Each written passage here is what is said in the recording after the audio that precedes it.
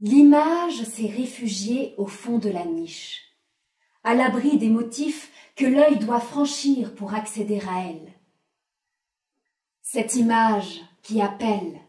Cette image qui appelle. Et les courbes des motifs en attisent le désir. Sait-on pourquoi l'image ainsi nous requiert? Pourquoi l'humanité n'a eu de cesse au cours des siècles de la figurer plus semblable aux réalités de ce qu'on voit? Et ce qu'on voit, est-ce le fin mot du réel? Ici, l'univers de la mort est à l'envers du monde.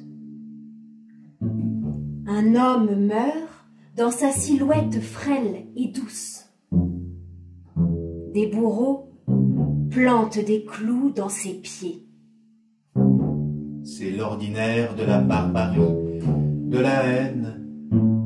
Mais la mort est à l'envers. L'image qui appelle ne révèle pas la fin de la mort. Elle reste bienveillante et douce, empreinte de l'acquiescement. Voilà, il faut mourir, c'est pour renaître.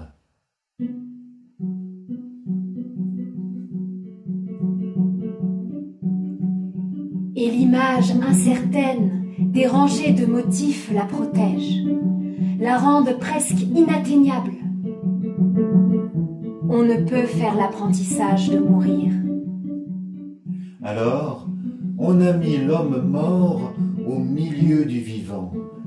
Toutes ces plantes que l'esprit et les mains de l'imagier ont travaillé longtemps pour en faire des signes qui, du vivant, tressent des bribes d'humanité.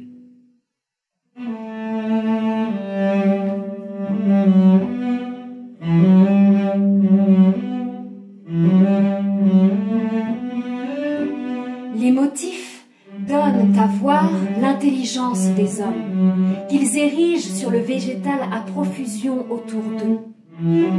Les chemins de leurs inventions qui ne s'arrêtent jamais, les efforts pour créer dans leur vision du sens ce trésor improbable de ce qui se développe, de ce qui s'échappe.